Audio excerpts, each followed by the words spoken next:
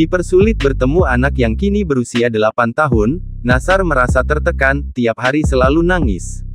Tak diizinkan bertemu anak yang kini berusia 8 tahun, Nasar merasa tertekan hingga menangis setiap hari.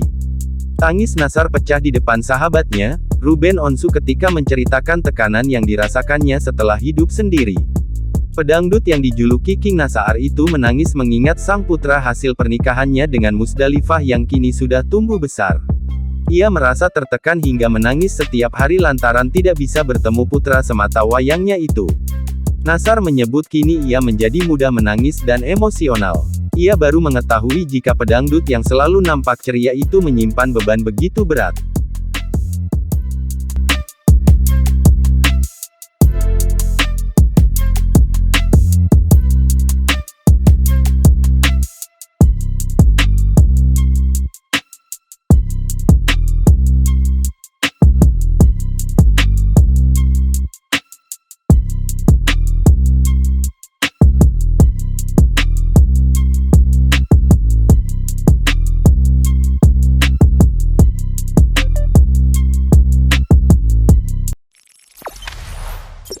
Jangan lupa subscribe, share, komen, dan like ya.